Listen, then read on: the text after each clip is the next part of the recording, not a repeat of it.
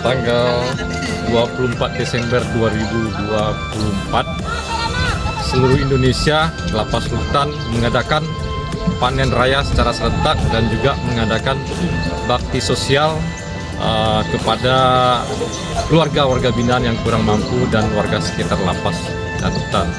Dan saat ini Lapas Solok menjadi perwakilan dari seluruh lapas rutan di Sumbar yang mengadakan panen raya.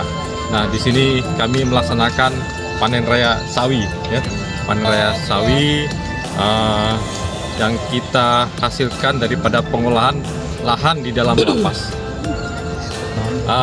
Di dalam Lapas Solok ini terdapat lahan yang kita bisa olah seluas 1.700 meter persegi, dan di sini kita tanam diantaranya adalah yang seperti Bapak Ibu lihat ini adalah sayur sawi, lalu kemudian di lahan di sana juga ada terong dan juga ada kacang panjang serta kangkung. Dan tidak hanya di lahan pertanian saja kami bergerak dalam pembinaan di Lapas Solok, tetapi juga kami bergerak di bidang peternakan. Salah satunya ada peternakan ikan, peternakan ayam potong, dan juga ada pembesaran lele, ikan lele. Dan pastinya ini akan terus berlanjut karena merupakan prioritas program dari Menteri Imigrasi dan Pemasyarakatan berupa ketahanan pangan, dan kami berusaha semaksimal mungkin melakukan pengembangan dan bekerjasama dengan dari Dinas Pertanian dan juga kelompok tani yang ada di sekitar Lapas Solok ini.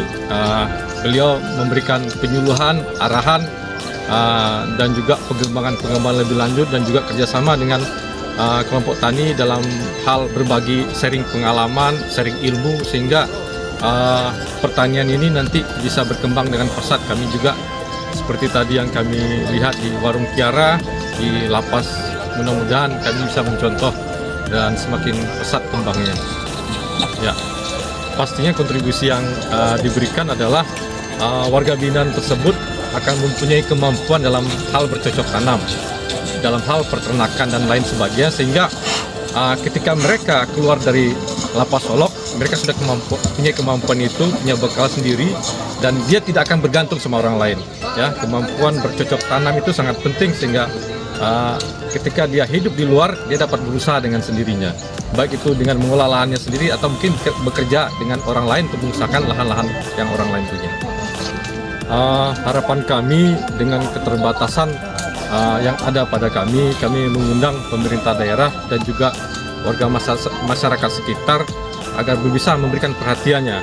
Dalam perhatian bentuk apa? Misalnya, ya kami terima kasih kepada Dinas Pertanian yang mau mendampingi kami, memberikan arahan, lalu juga mungkin ada lahan-lahan kosong, lahan tidur yang selama ini tidak produktif, bisa kita manfaatkan, berdaya gunakan. Nah, inilah proses integrasi sosial. Kita laksanakan asimilasi pada warga binaan, sehingga mereka tidak hanya di dalam lapas, tapi di luar lapas pun kami punya lahan yang bisa kita usahakan. Nah, kami butuh warga masyarakat yang ingin ikut ambil bagian dalam proses pembinaan dan juga dari Pemda yang ada di sini di Kota Solok ini. Oke, pertama dukungan dari pemerintah Kota Solok melalui Dinas Pertanian adalah melalui informasi, dukungan teknologi melalui penyuluh pertanian. Kita memiliki 12 orang penyuluh pertanian, 2 orang penyuluh perikanan yang ikut membantu kegiatan ini melalui penyuluhan dan penyampaian informasi teknologi untuk pengembangan pertanian maupun perikanan dan juga peternakan.